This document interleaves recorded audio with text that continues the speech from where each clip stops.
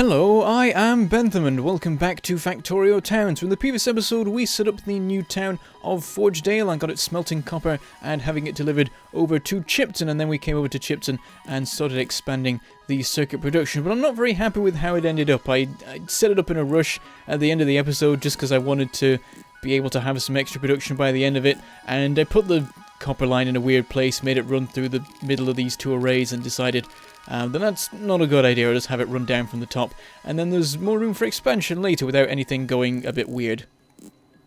Though we will need to work on increasing the speed of the belts at the moment if we want to keep up a supply of copper. Also, we need more iron now that we're trying to make twice as many circuits, and last episode we boosted the mining rate of the iron so that we could double up the smelting rate here. So we just made use of the old smelting array that was previously used for copper, just repurposed that to iron, and we've doubled our supply, which should mean that the circuit situation is fine.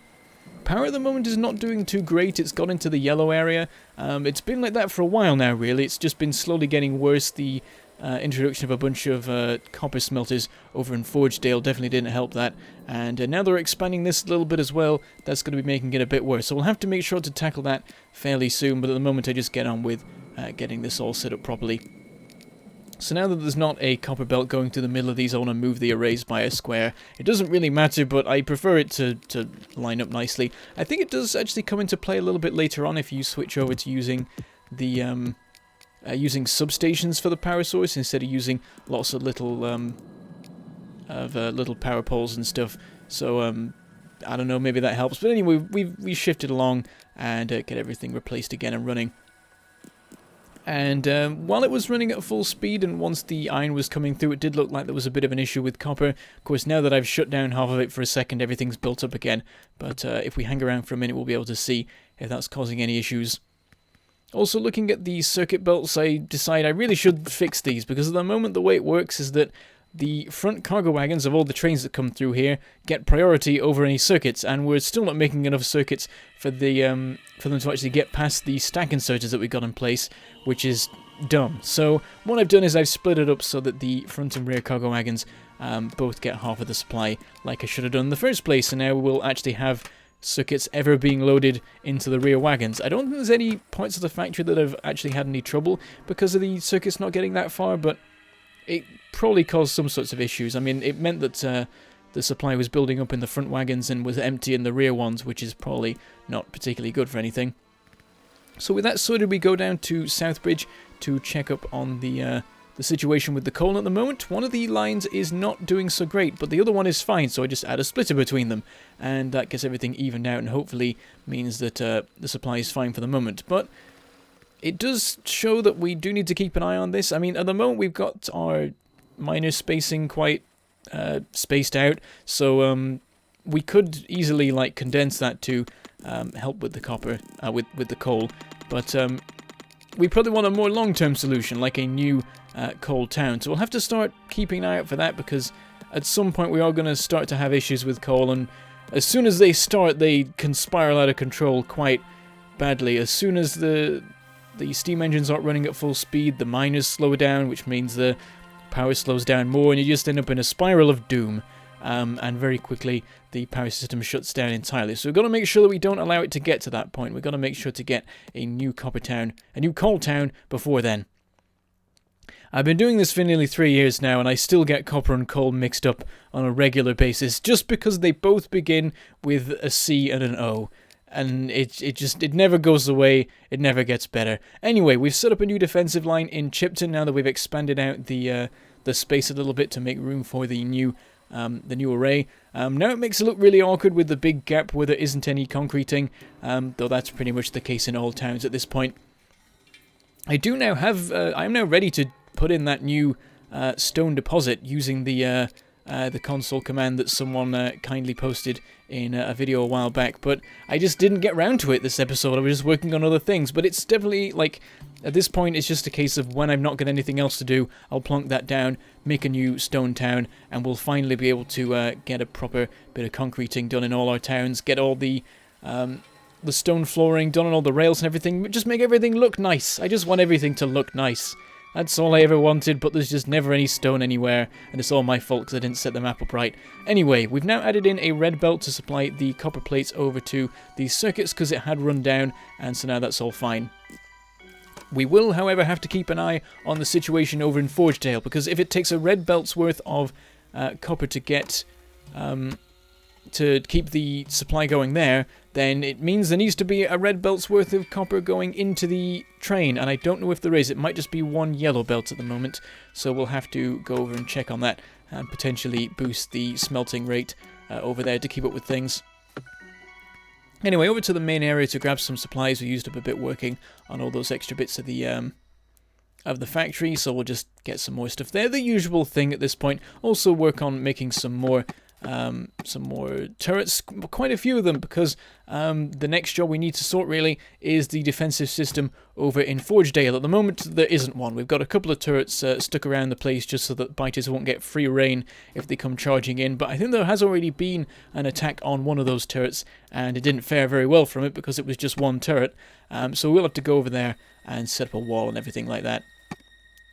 So I'm crafting a whole bunch of stuff like power lines and substations and walls and things, but we don't have enough materials, I think, to set things up quite yet. So I hop in the car and I start making my way over to Fortin, but then I change course and go south instead to West Point, because as well as having ammo, that also has some stone brick and walls. But on our way there, we spot a couple of biters making their way over to Chipton, and as it turns out, there's a couple of bases that have sprung up over in the West Desert here, which is a little bit annoying because this is in an area that I consider to be safe. I thought this was completely protected really from biter attacks, but they've snuck around from the northwest and gone in a weird direction really. I mean, there's plenty of space for them to expand it into just to the west of Fortin, but instead they've gone miles out of their way to set up shop in a much more inconvenient place for me, in the sort of middle west area.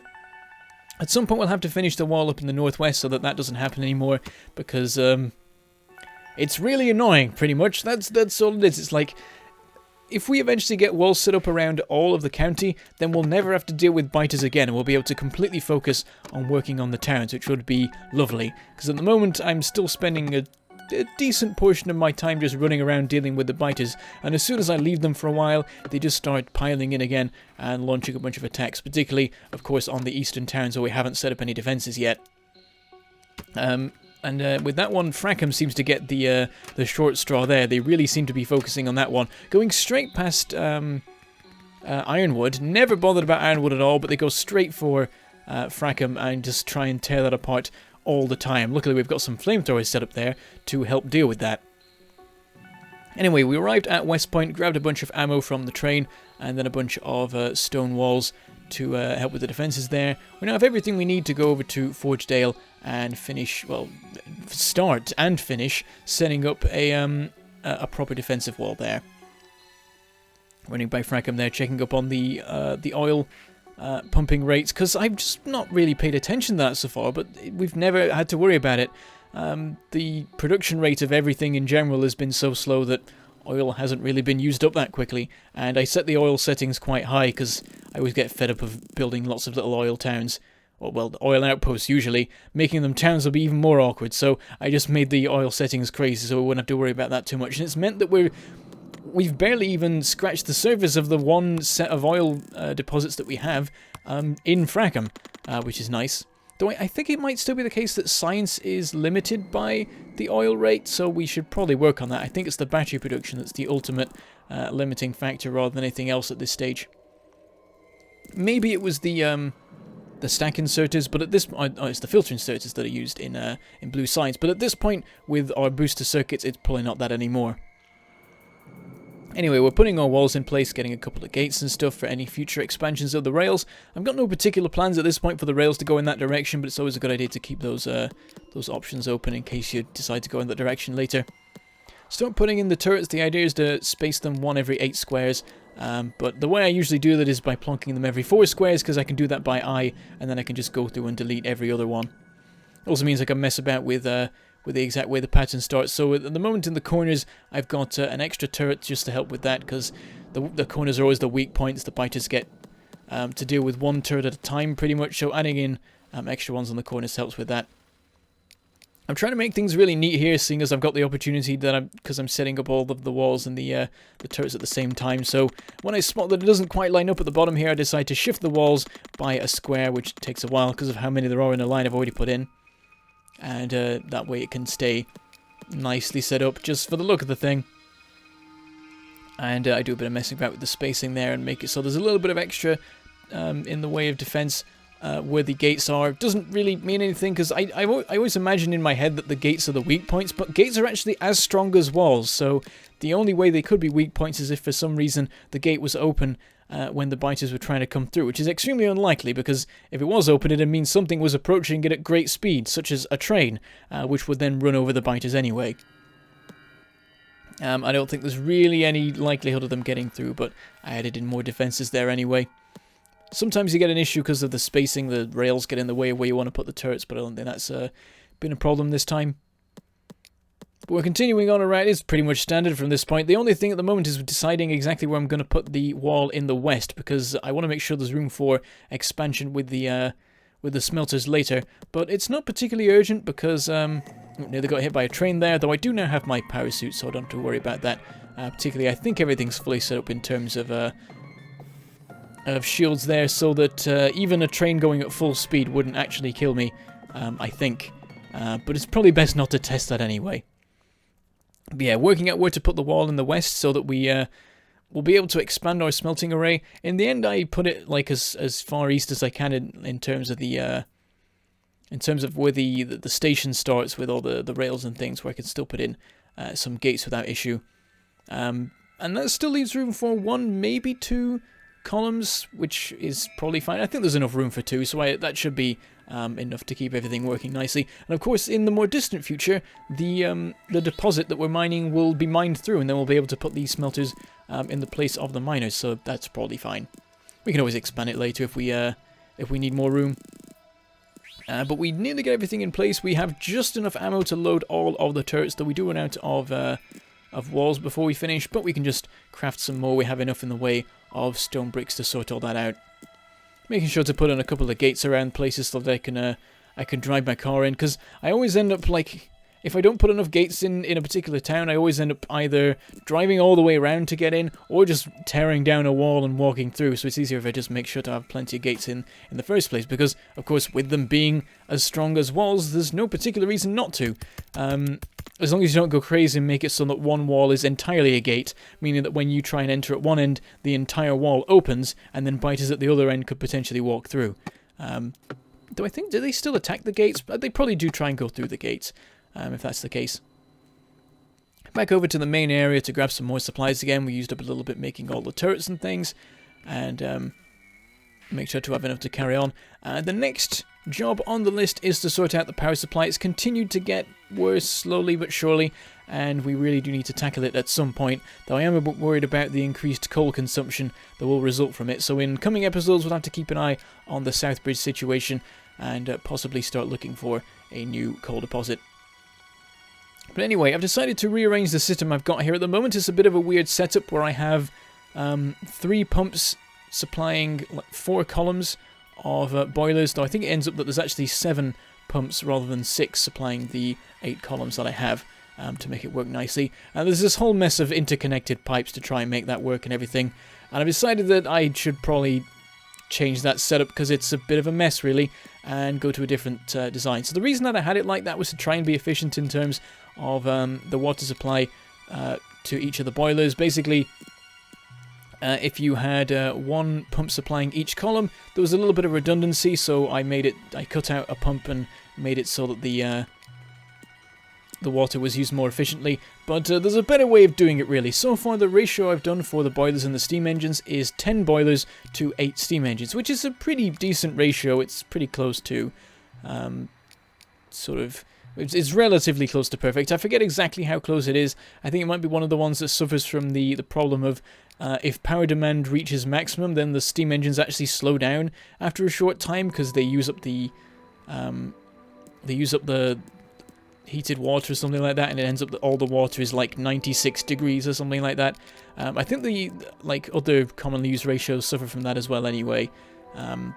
They go for having redundancy in terms of the steam engines rather than the boilers. So you're getting the maximum out of the boilers. But yeah, the reason that I do the system the way I do is just because of how I used to set things up when I started a new save, which was I'd start with like 5 boilers and a steam engine, and then I'd expand it out there till it was 5 boilers and 4 steam engines, and then when I needed more steam engines, I'd remove the first one and put 5 more boilers in, and then I could expand it to 10 boilers and 8 engines, that sort of thing. And then the idea was that I could then expand it to 15 boilers later, but as I later on learned, that doesn't really work too well because the water supply from one pump is no longer enough, I think, when you get to 15. And so the ratio that everyone uses is 14 boilers to 10 steam engines, and that works nicely because as well as being very close to like the perfect ratio, it also fits exactly with one pump. One pump is just enough to keep that working, no more no less, or something like that. And so, considering that water is a bit of an issue here because of where I've built this, and I've made it so it's blocked off half the water, and the remainder of the water is all awkward and not in a straight line, it makes a fair bit of sense to make as much use of the pumps as we can. So what I'm doing here is I'm expanding all of the 10 boiler lines to 14 boiler lines, and then once that's in place, I'll expand all of the steam engine lines from 8 to 10. And that will hopefully be enough to sort out the power situation. If it's not, then one more column will be more than enough to fix things, I imagine, and that should all be fine. So put in all the burners, and yeah, because of the way I've set this up with having the underground belts in between the boilers and the engines, there's no real reason not to have the ratios set up right. It's just a sort of old thing of back when I used to think that you could just keep adding more boilers and not have to worry about water, but you do use up quite a lot of water with these systems, so that's not actually the case. Working on crafting the engines, it takes a bit of time because I have to craft 1 million gears for all that. I never bother carrying around any gears on my person, and so when it comes to making anything, gears, I mean pipes. I don't really carry gears around, I carry like 5 stacks of gears around. It's pipes I never carry around any of, because there's not that many different things that use them, but anything that does use them usually uses like 50 of them. So whenever I want to make a pump jack or a steam engine, it always takes 1 million years because I've got to craft every single pipe before I can craft the structure itself. Anyway, back in the car over to the main area to grab a bunch more iron, because of course we used up a bunch of it making the engines. And after setting up that extra 16 in total engines on the lines, I checked the power situation and it's all fine again. It was basically the equivalent of me adding in an entire new column anyway, because we had, because it's 16 engines to one of the old columns. Now it's 20 because I changed it, but I added in another 16 because there were 8 lines already.